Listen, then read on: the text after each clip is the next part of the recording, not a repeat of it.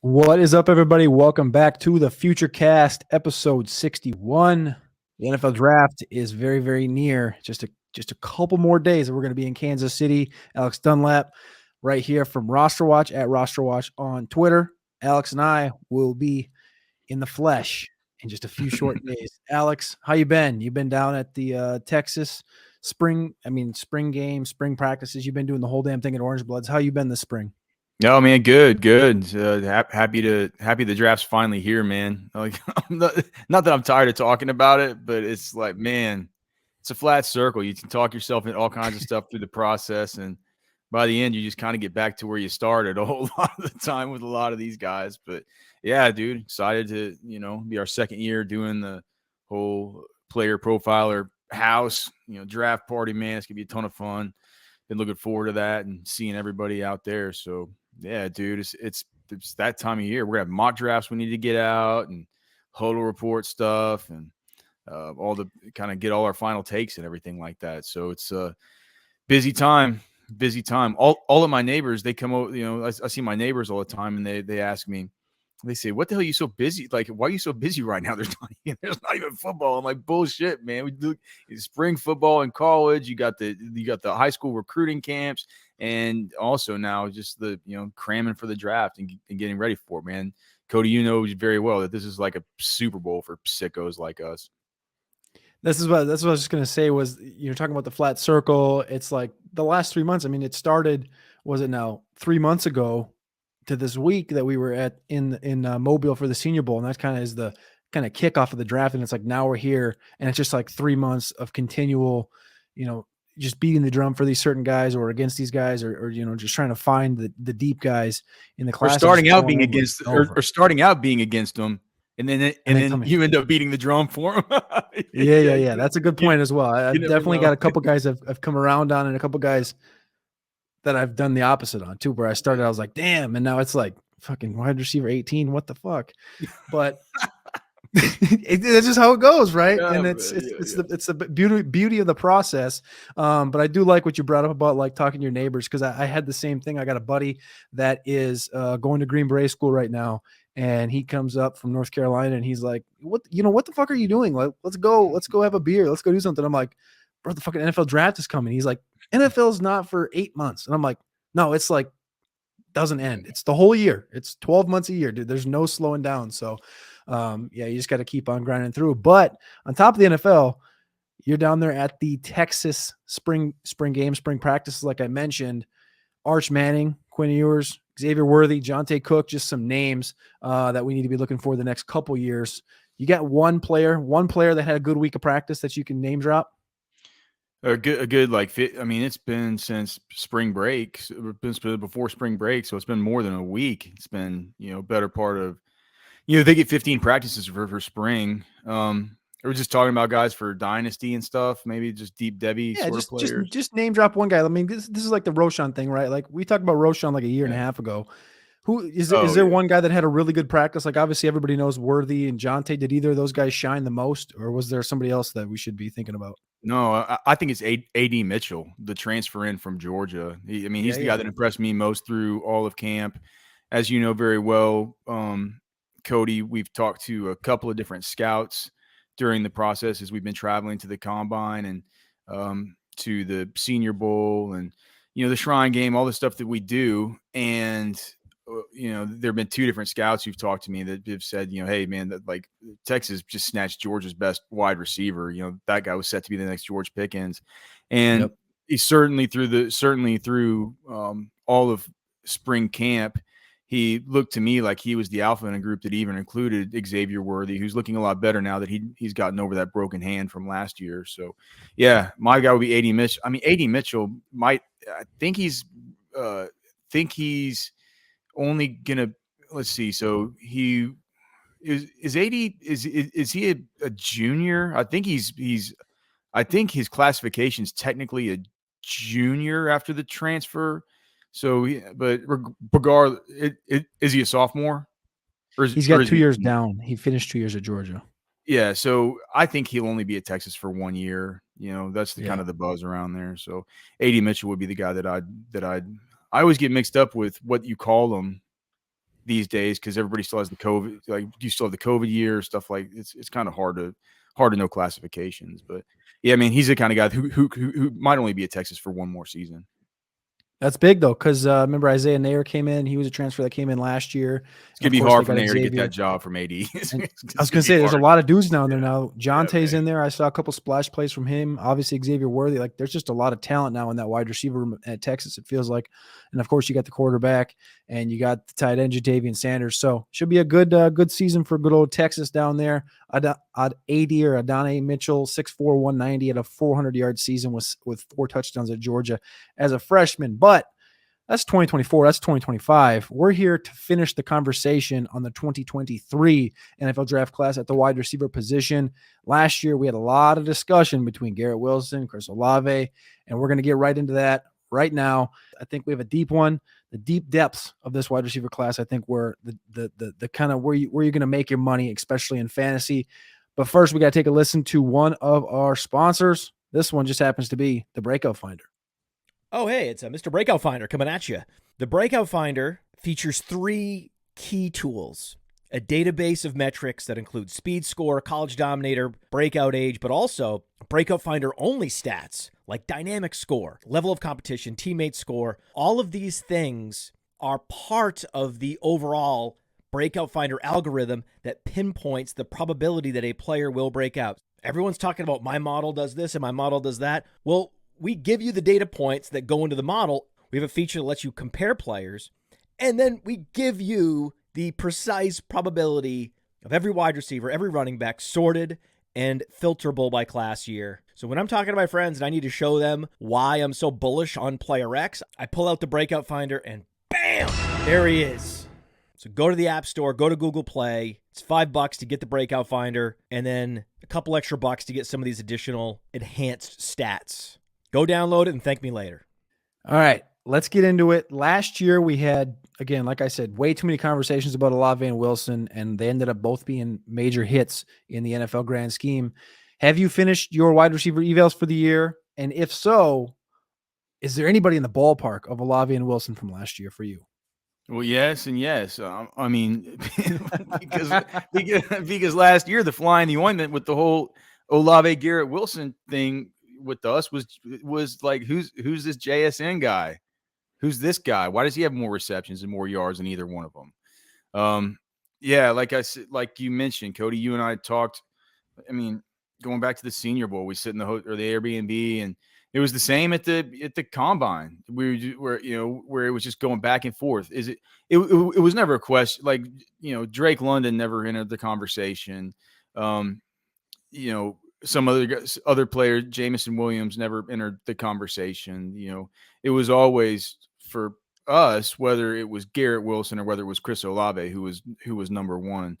So, and watching so much of that film and just poring over it, it's just like you put the pen down and you say, well, we come back next year and Jackson Smith and Jigba is the wide receiver 1. No matter what happens between now and then, it's, these are 2 really, really good prospects, and this guy looks just every bit as good at them. Looks like an alpha in certain ways.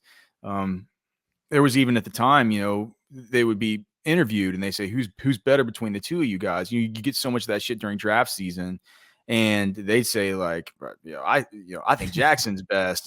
Like Hardline says he thinks Jackson might be best. So to me, that's been pretty easy, and it's been backed up at every step of the process. Even whenever at the combine it looked like it was going to be bad, when we reported he wasn't going to run the 40, everybody comes after us saying, that's because he's a 4.6 guy. Ends up running a fast enough 40, just completely dominates and nukes the agility drills. From everything I've heard, has done well in all of his interviews. So I think JSN, but he's the only one. After that, it becomes it becomes really, really tough to. I think it's more of something about kind of what flavor these teams are going to be looking for when they make their selections. Right. And that's the conversation that, we had with a couple of people at the NFL Combine was, there's no true alpha in this class. And that's just kind of what you're dealing with here, where Jackson, the speed did come in kind of in a good area, 4.52 at the pro day. We extrapolated up to 4.57, of course.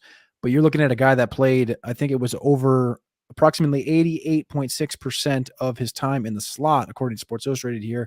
I don't know if that number's from PFF or where it's from, but 88% of his time in the slot. Like, that's not an alpha. And alphas don't generally play in the slot. We've seen it from Cooper Kupp and a couple of guys like this. And we've also seen guys transition to the outside like Justin Jefferson. But I think in Jigba, I'd agree with you. Clear cut number one guy in this class. And when I look at the last three classes, Jamar Chase number 1, Jackson 2, and Olave 3 in my grades, and then Bateman 4, Garrett Wilson 5. Do you think do you think he's closer to the Olave Wilson conversation, or do you think he's closer to a Jamar Chase? Do you think he has the Jefferson range of outcomes in him? No, I think that the upside, the ultimate bull case for him would be Justin Jefferson, because Justin Jefferson, didn't we have the same worries about him? Yeah. I mean, people were just like, he only plays in the slot. Like, can he be useful elsewhere? All the rest of it. So I think, it comes from another storied program with good quarterback play during his time there, and played alongside super alpha teammates. There's a lot of, I feel like there's a lot of things about Jackson Smith-Njigba you can look at and draw comparisons to Justin Jefferson. Their size is similar. The thing I think about, you say, people talk about him not being an alpha and he only plays in the slot. There's a lot of reasons why you would think that maybe it shouldn't be as worrisome, because you think about guys in the slot. What do you worry about? Okay, well, they can't get, you're worried about whether they can get off press. You worry about how they can handle themselves versus man coverage and with a little bit less space. Are they just these guys that can find the soft spots in the zones? And how are they going to do with these contested catches whenever out of the slot? We know what they do. You see, it's the Cooper Kupp, like it's the hack. You scheme these guys open, right? With Jackson Smith-Njigba, if you just look at PFF and some of these other things, in 2021, his quarterbacks had a 157.3 passer rating when targeting him versus man, which was second best among all CFP qualifiers. As far as his yards per route run in 2021, it was 4.01, which was the best in the sport. But then there was also the stuff where it was like his contested catch rate was also absolutely elite. He had insane target efficiency, 8.3 yards after catch per reception in 2021. He's a hard guy to bring down. Elite contested catch stuff. Technically, even though he was targeted more versus zone, the passer rating against man is actually better than the passer rating against zone. There are a lot of confounding analytics and a lot of nuance to his profile that would lead you to believe it's like, well, maybe he can move outside like a guy like Justin Jefferson. With that being said, I don't put him on the gym. I think that I'm kind of like you. To me, it'd be like Jamar Chase, Justin Jefferson, and then I feel like Jackson Smith-Njigba's in a bucket with Chris Olave, Garrett Wilson. I know you probably won't have AJ Brown in that bucket. I would have had AJ Brown in that bucket. That kind of prospect. Mm-hmm. Mm-hmm. I like that. I like the area. I don't think he has that Chase Jefferson output either, but I do think he's a little bit of ahead of the Wilsons and the Olaves. Now, when you're talking about fantasy rookie drafts, how do you attack wide receiver? Is it automatic that you would take a running back? Trade out of this shit. I trade out.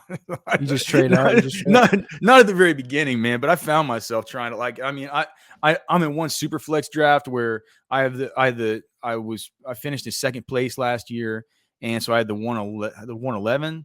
And but man, by the time it got to me, I'm just like, I'm going to like the Tyreek Hill owner, and I'm like, dude, yeah. Tyreek said he's going to retire after this contract. Like, just give him to me for 111. Like, you know what I mean? But you got that done deal? What? You got that deal done? No. But I'm just telling you, like, that's the kind of, these are the kinds of things I'm just trying when I'm on the clock.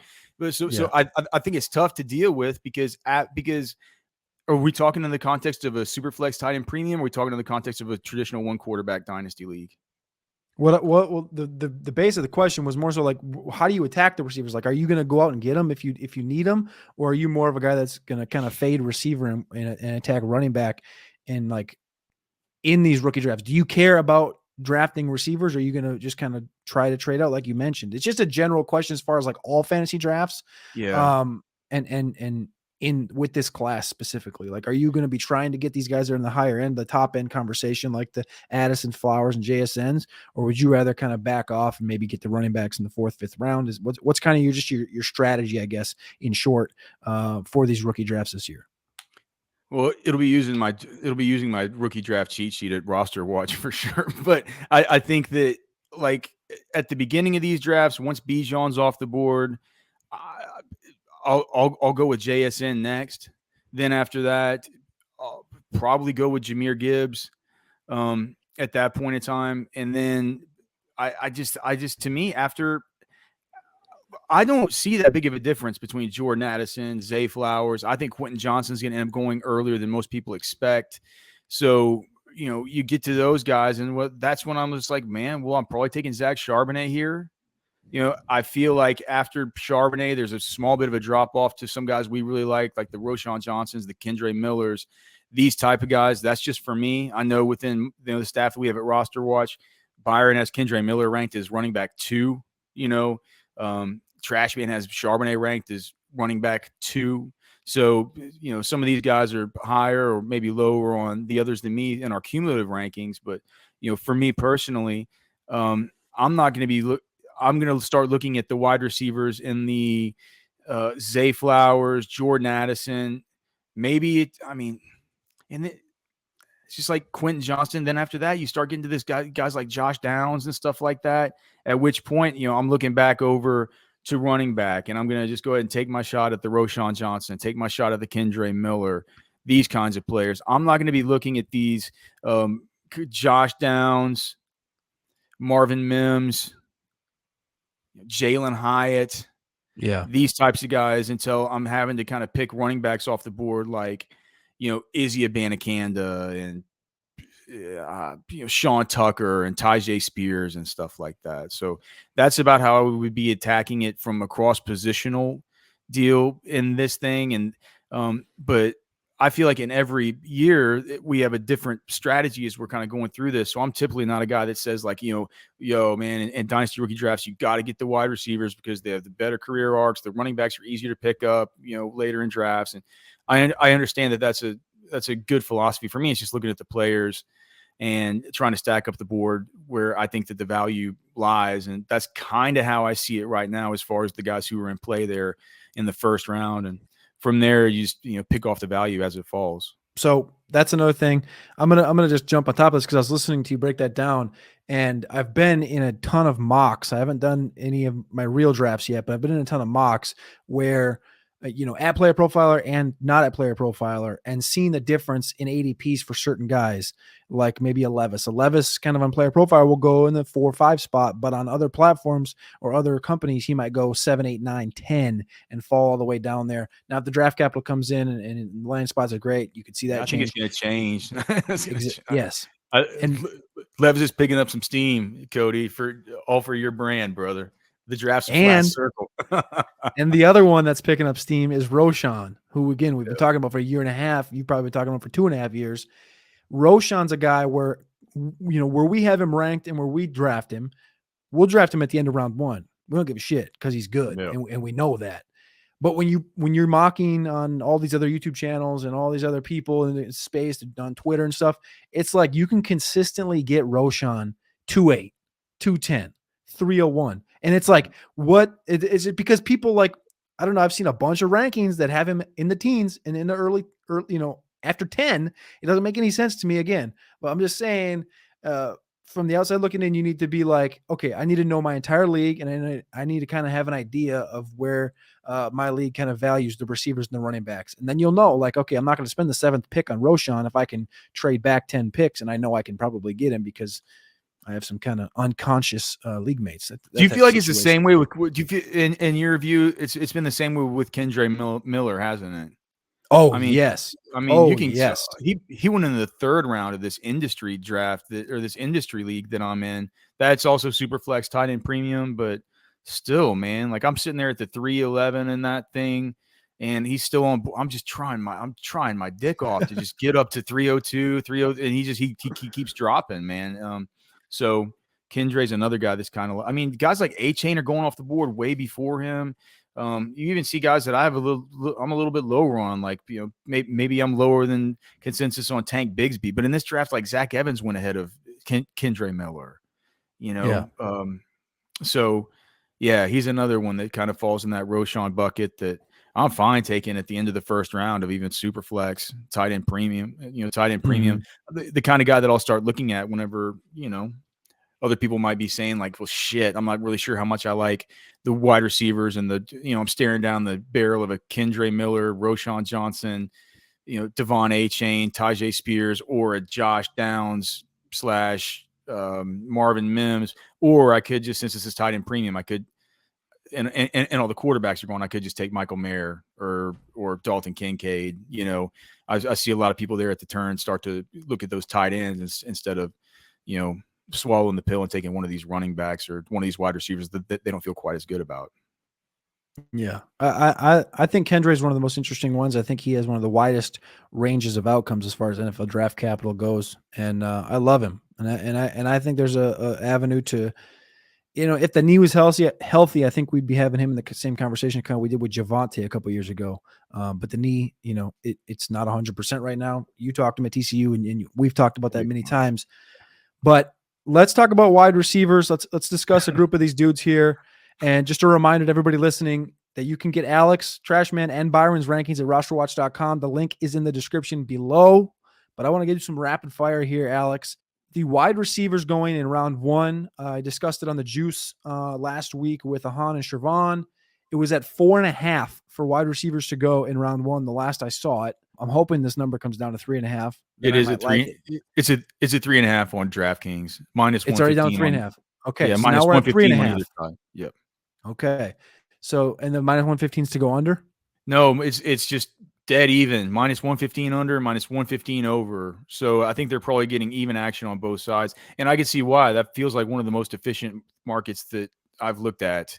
I talked about this on our podcast on Roster Watch just a few days ago with Trash Man. And let's break this number right here. All right. We'll start with Jackson Smith and Jigba. Just a rapid fire, yes or no, maybe a sentence if you got it. Yes or no, Jackson Smith and Jigba round 1? Yes. Josh Downs? No. Zay Flowers? Yes. First or second receiver at the board? Maybe third. Ooh, okay. Jonathan Mingo? Absolutely not. No. Hey, Peter Schrager had him in his mock this last week. It's to the New Orleans Saints. I understand I understand, and that's not me saying I don't like Jonathan Mingo. I just don't. I think that this is all coming too late this steam is coming too late in the process. It feels to me completely spoon fed by an agent. And the one thing we will say is that we didn't even have these thoughts of him being the best receiver down at the Senior Bowl. It was Reed. It was Tank. Even Rashee looked a little bit better than him. Jordan Addison. Probably. Quentin Johnston. Yes. Cedric Tillman. I don't know. Can you tell me what you've seen so much in Tillman? Because the only all 22 that I have on him is from Florida 2021. That's the only one I have. And I believe in that game he had 3 catches for like 31 yards.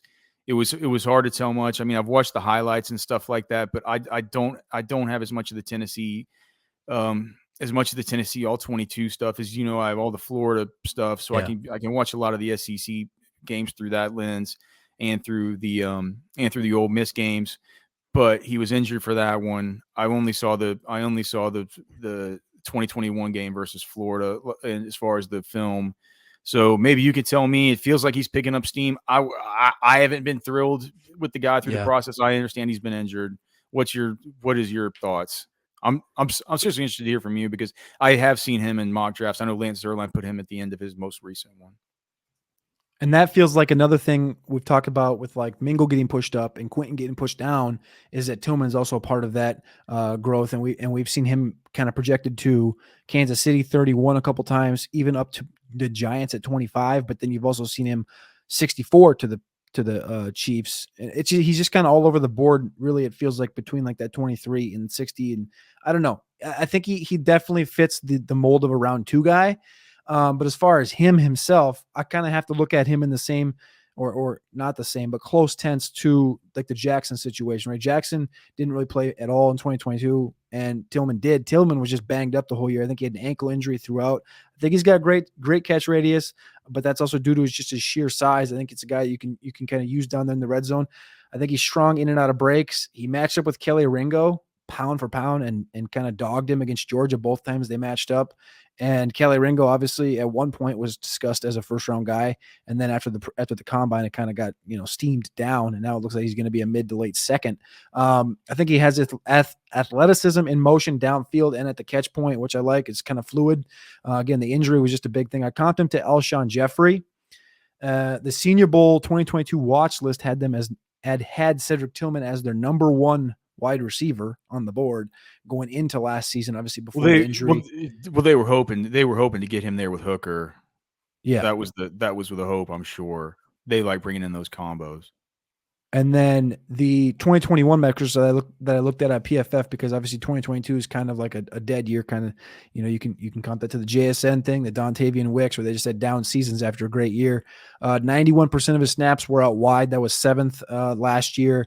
78.5 PFF receiving grade, which was 22nd. He was 22nd with 2.46 yards per out run in this draft class again. And then he was 8th in receiving yards with over 1,000. He had 1,081. I think he's good. I don't think he's great. But as far as the contested situations, I think he excels better than Quentin does.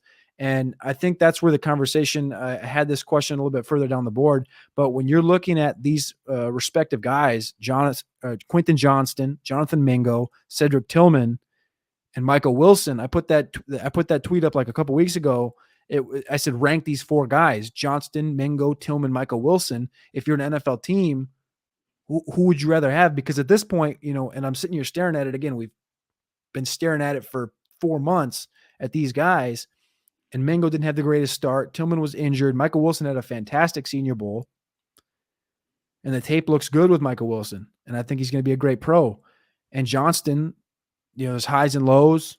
Those are the 4 guys that I'm very most interested to see how the NFL has them, because I think there's a world where Tillman and Mingo could both go ahead of Johnston. But I think there's also a world where Johnston goes in the 20s like or the high teens, and then Mingo and Tillman don't go until like the 40s and 50s, and this is all just smoke, this entire conversation. But I also think there's a world where Michael Wilson is the best pro out of this 4. Well, there's that world, but the other world you talked about, man, that's fantasy land. There's no way Tillman and Mingo go ahead of Quentin Johnston. I mean, and that's just from what I'm kind of hearing and stuff. Like, yeah. Quentin Johnston, I think, is going to go higher than people think. And it's weird to me because through the process, I've soured on Quentin Johnston. I didn't like his pro day. I thought his 3-cone looked miserable. Yeah. He didn't run as fast as I thought. His hands were crap. He had the 2 long balls that he just absolutely dropped. He dropped another ball, or another 2 balls that really slapped off his hands. It sounded bad. Cody, you've been at the last 2. You've been at the last 2 combines for the on-field performances, and like I've told you, like one of the things that I notice is just how the ball sounds in that stadium when it hits their, when Odell Beckham's out there, that ball just goes like, you know what I mean? When it with Quentin Johnston, man, it's got a real slap to it. It's like his hands are not fighting the football away, but it's just his hands don't welcome in the football the same way. They don't hoover it in the way that we've seen some of the, Cooper Kupp and Odell and stuff. So, with that said, people like him. And I think that, like I was talking with Trash Man, I think it's so weird that on Jackson Smith and Jigba, he's got the over-under 12.5 for his draft position. That obviously has to do with Houston. You and I have texted about this, about David Mulgeta representing him. I don't know. I mean, I know David very well. I went to college with him. He's obviously turned into a super agent. But I don't know how much of a persona non grata he is there with the Texans, whether it's only we're not dealing with Mulgeta quarterbacks after the Deshaun Watson thing, or whether we're just not dealing with Mulgeta players. At a certain point, you're doing your organization a disservice by not doing business with one of the best agents out there that has some of the most guys in the whole league, right? So I think that, but still, uh, I mean, we've seen Nick Caserio was there watching every step that Quentin Johnston took during that pro day. Kendre Miller at the combine. One of these kids walked up and asked him, have you met the Houston Texans? And he goes, yes, I have. They're very interested in Quentin Johnston. It's like the first thing he said. So I remember that one. That was apparently he was, apparently they were in there just bugging him about Quentin Johnston. So if there's smoke that there will be a wide receiver going to Houston at 12, could it be Quentin Johnston? It's instead of JSN. That's kind of what I've been playing around with in my mind and what I've been thinking about in my mocks. And if that's the case, he would be the first one off the board. And as we talked about on our podcast last week on Roster Watch, Trashman brought it up. He's like, well, if that's the case, I'd bet him at plus 1,000 to be the first wide receiver off the board, just as a long shot. Yep. I'm not sure that that's the most likely. I mean, JSN's so much better as far as I'm concerned. But Cody, I mean, dude, let's just not, and without naming names or naming what team they're with, we talked to one guy with an NFL team who had Jordan Addison as his team's number one wide receiver. We talked to one guy with very, very close associations to a lot of NFL teams who said that Jackson Smith-Njigba was definitely not his number one. I'm not going to say who his number one was because that could out him because it's a pretty specific player. But with that being said, not every team is going to clearly not every team's going to have JSN as their number one guy.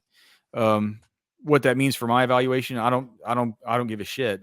Like this whole time it's been JSN or bust for me. And that's not take lock. That's just me last year having such a hard time with Garrett Wilson, Chris Olave, and then just the fly in the ointment being Jackson Smith-Njigba. So Addison and Flowers, we could make this one into an hour conversation by itself. We talked about Olave and Wilson last year. This conversation, who I thought included Downs early in the process, is since faded. Downs has, though I do think he's a great route runner. Addison and Flowers, it feels like for the wide receiver 2 position. That's how I feel and how I see it right now. Addison has a year and a half on Flowers as far as age goes, but Addison did have 2 big offenses on the East Coast with Pittsburgh with Kenny Pickett, on the West Coast with Caleb Williams, and he excelled in both, even though some people like to talk shit about that USC season. He still did pretty good. 2 first-round quarterbacks. Does that outweigh Flowers' elite pre-draft process and Addison's lack thereof? Are you on Addison? Are you on Flowers? And it kind of, in short, how can you kind of easily balance that line? Do you like both guys? Yeah, I mean, I'm on both. I mean, those are, like I said, kind of, it's after those 4, JSN, Quentin Johnston, in whatever order you want to have them in after JSN, Quentin Johnston, Zay Flowers, Jordan Addison. There are things that I really like about all of those guys, but yeah, I tend to, definitely hope that I could get Addison or Flowers, for me personally in Dynasty. And I had Flowers ranked above Addison for a lot of the reasons that you said, Cody. I mean, he ran faster, right? It's 4.42 versus 4.49. It's the 5'9" and 182, which is just so much better of a sounding BMI than 5'11", 173. Yeah. There is the age that's on Jordan Addison's side, which is a pretty big deal. We're talking almost two years difference in age. With that being said, when I found myself in the rookie mocks or the rookie actual drafts that I've had so far, I realized I was secretly hoping that I would get Jordan Addison and not Flowers. Yeah. And that's what made me realize it's like there's still something in me from all the Jordan Addison Pittsburgh stuff that I mean I can't get it out of my head. It's like I can't put the toothpaste back in. I can't put the genie back in the bottle. It's just like I understand that the USC stuff kind of, he went out there to do some brand new offense, better players all around him. He's going out there to make some NIL cash for one last year. It's across the country. If we just step back for a minute and we say, like, well, dude, this guy won the Blitnikoff as a sophomore. I mean, it's like he was amazing. Daniel Jeremiah still has him just as his number one wide receiver. He has him ranked as like one of the top. I forgot what he has him at. Like it was a top 15 player in the whole draft, stuff like this. He's super, super plugged in. So when it's that tough for me, like I'll just I go with my, you know, I feel like my intuition is telling me that I should have Jordan Addison above Zay Flowers, even though I find them really, really hard to separate. And when they're that hard to separate, it's like, what can you really go with aside from your own intuition and what you do when when the gun's to your head and you're having to make that decision? Addison. Yeah, it's Addison. All right, here's some one-liners to get out of here. Are you in on Marvin Mims? Yes. Yeah, man. Well, yeah, I am. I've always liked him, and I know that he is with one of the best trainers that really turns out some really, really good players in Coach Margin Hooks out of Waco, Texas, a guy who I know really well. He does the Always Open camps with Coach D-Rob that does all the stuff. So Marvin Mims has looked awesome. He's had a great process. He's fast. He's fast as hell. He's agile as hell. He's like one of these. He's just one of these dudes that you could send out to, you know, if you need all your chickens wrangled up or something like that, go send that dude out there. Like, you know what I'm saying? Like, just the short area stuff. If you don't have chickens that you got to get into your coop sometimes when they don't want to, you probably don't know what I mean, but they're hard to wrangle up, man. You got to have short area quicks. And when I try and do it, I tear an Achilles. If I had a Marvin Mims around here, is the neighbor or something, I could ask him for some help with this. All right, Jalin Hyatt or Trey Palmer for fantasy? Oh, Jalin Hyatt. For me, it has to do with, so Jalin Hyatt is, I know that the size is, it's weird. You think about Jalin Hyatt as more of the size speed guy, but he's really not whenever you compare him to Trey Palmer, right? Whereas Jalin Hyatt is like 178. I'm pretty sure he's like 178. Trey Palmer's more like 195. What was he? Yeah. Okay, so Trey Palmer's 192. You got a 4.33 versus a 4.40. At 176. You have a 21-year-old breakout age. So Jalin Hyatt didn't break out till his last year either. Trey Palmer broke out in his last year, but it was at the same age. He was actually more productive. Dude, this is actually closer than I give it credit for. This is a tough dichotomy. I like Jalin Hyatt's tape better. He reminds me more of a Will Fuller. I think Trey Palmer is. It's just like whenever I just look at the player, with Jalin Hyatt, I see a Will Fuller. With Trey Palmer, I see like a Danny Gray or a Quez Watkins. You're killing me. You're killing me. I like it though. I respect it. We got them both comp to Redskins right now. We got Hyatt comp to De'Ami Brown, and we got Trey Palmer comp to Santana Moss. So that's a little throwback there. Next one, is Rashee Rice a top 10 wide receiver in this class?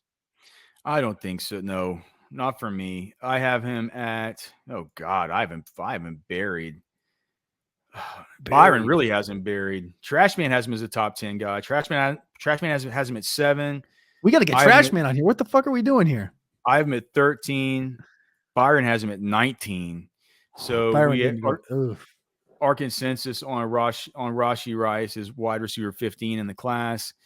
My initial comp of Rashad Bateman when I watched the film just wasn't right. You know, through this process, he's sort of shown that he's not that kind of talent.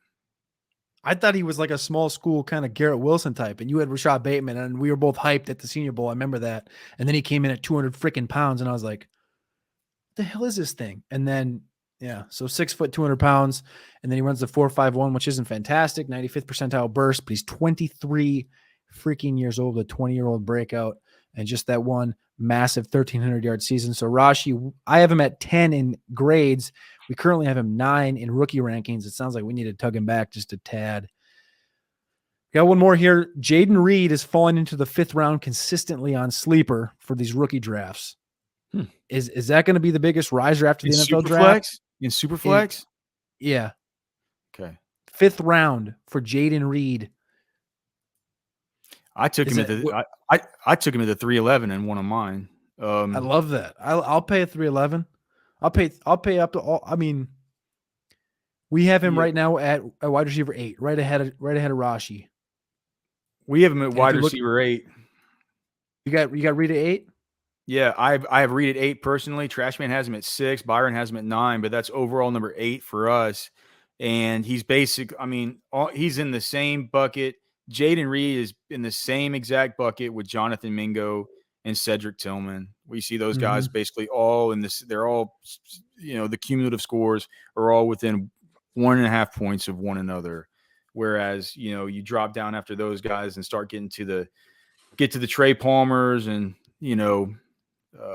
God, man, Byron hates Michael Wilson so much. Michael Wilson needs to be up higher than this, but Byron has him ranked too low. I don't think Byron watched any Michael Wilson. Byron, if you're watching, I don't think you watched any Michael Wilson. You need to go watch Michael Wilson, and you need to go back 2 months, and you need to go to the Senior Bowl with us. That's what you need. He could just watch him in games where he's kind of banged up and hurt too. Yeah. So that's definitely a possibility too. We'll have to account for that because Michael Wilson belongs in that same tier as Jayden Reed, Mingo, and Tillman.